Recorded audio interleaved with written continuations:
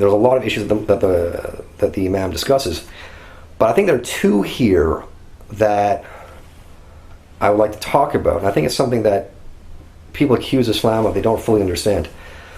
One major one, there are several. One major one is inheritance, the fara'id system, and why males are preferred over females, right? So especially the ayat in Surah Nisa, the dhakari with the hadh al-unthayayn, right? So that the male gets the share of two females. Now, this is not always the case when there are men and women inheriting. It's the case if it is brothers and sisters, for example, like sons and daughters, and the father passes away. There's cases like this. And the Imam gives several cases of where you could have a situation where a woman inherits more than a man, or a group of women inherit more than one man. Inheritance law is not that straightforward, right? And people really need to study inheritance law. It's one of these sciences that gets lost in their time. So I highly recommend that readers have a look at this. But to address this point, and just the overall argument here, is, okay, well, why then? So why would a male, let's say if a father passed away, why would the sons get more or get double the share of the daughters? Why would that happen? And the wisdom here is, again, in Surah Nisa, and this is something else I'll talk about afterwards, is that Allah has said in Surah Nisa, ayah 34, al-rijal qawwamuna ala nisa, that men are the caretakers of women. You could translate as men are the maintainers of women, and men are in charge of women. Now, and that irks people who come from the West, who grew up in the Anglosphere, they've been to the school system out here, that irks them. But let's break this down.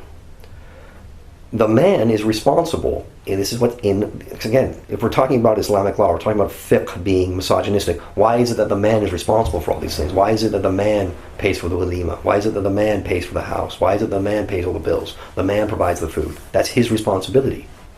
That's his responsibility. So if the situation comes to where a father passes away and you're left with sons and daughters, the sons are getting more money. Why? Because they have to provide for the daughters now. That's what it is. The sons have to provide for the daughters. So here's a simple example. I try to think of analogies to break this down for people. If I had a son and a daughter, and I send them to the grocery store, the corner store, to buy something, and I give the daughter £3, and I give my son £6, and I say, go to the store and buy and get whatever you want. But then I say to my son, listen, I want you to buy some milk and some bread as well. Is that really unjust? Is that really unjust? No, because he has his money for himself, but he also has to buy groceries and other important things. He can't just spend it all on sweets and candies. That's how you have to look at it. And I would recommend people also look at how this issue of inheritance, because Imam Taweel, in his book, he talks about the Jewish system of inheritance, how, if people think that Islamic law is misogynistic, look at some of the Jewish laws of inheritance and what women get of those situations. Look at that. If you're English, look at Jane Austen's novel Sense and Sensibility, or you can watch. I think there's a BBC dramatization of it. But that book is based on the idea of a father dying, a son inheriting everything, women getting nothing, the mother and the daughters getting nothing, and they're out. They basically have to go live somewhere else, maybe on the street. But that's the whole point of that book, is to show how women can actually get completely frozen out of the system. We don't have systems like that. We don't have a system where women are completely frozen out of their inheritance. So here's a case in point. When in inheritance, you have people who inherit by what's called someone be called either they're called dhu fardin, or they inherit by what's called ta'asib.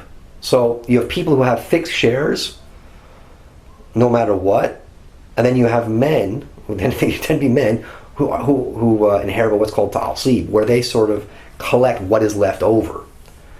So, for example, a wife, she gets a quarter of her husband's wealth if there are no children. If there are children, then she's getting an eighth. and so on and so forth. There are examples like this. So it tends to be women, like mothers, wives, sisters, what's called the ukht shaqiq, the full sister. They're getting fixed shares if a man dies, if the brother or the husband or the son dies. Whereas for men, a lot of the time, it's ta'asib. Like the son inherits through ta'asib. He takes what's left over after the fixed shares have been allotted out. And again, these are examples that you can look at in the book. Now, the other thing that comes up here is qiwama. Again, this point about being in charge. And again, this is an issue that people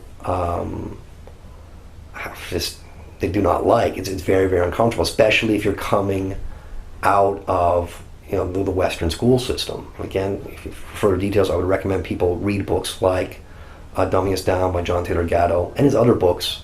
I've written a review on Dumbing Us Down on my blog. I did a podcast on it last year about I think I called it Western Mass Education. But I would recommend people to go further into depth into this and to read more books by John Taylor Gatto and other people who've broken down the education system. But anyway, back to the concept of qiwama. What Imam Taweel does in his book is he shows that because it is the man who essentially sets up the family and he pays for everything. He, again, like I mentioned before, he pays for walima. He pays for the house. He pays the bills. He pays for the food. He's kind of like he's not very different from someone who sets up a company.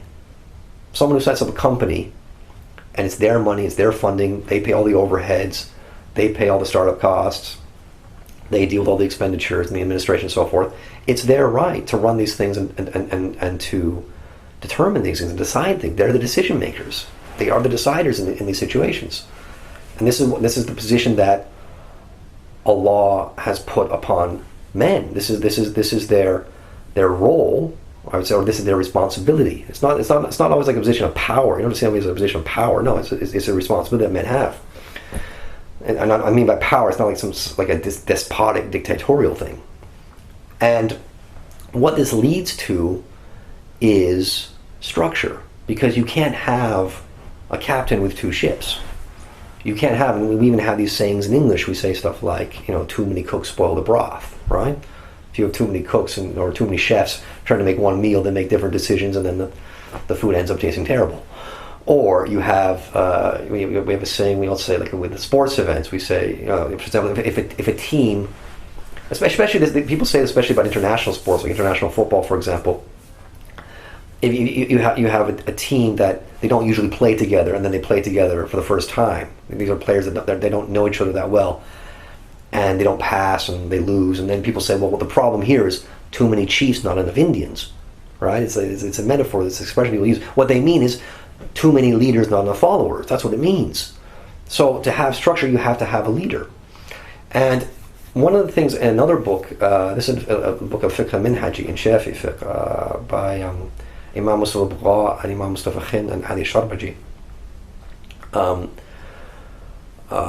May Allah have mercy on I think some of those Imams passed away, and may Allah preserve Imam Mustafa Bugha, he's still alive. It's very, very important. That's the point they make in there. It's very, very important that when a man is the provider, when a man is the provider, he takes care of his family. A woman will naturally respect him.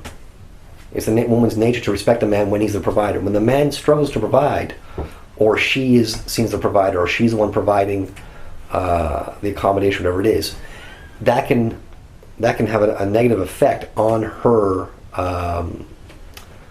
respect for her husband, and that's a serious issue. And this is why these imams stress this point.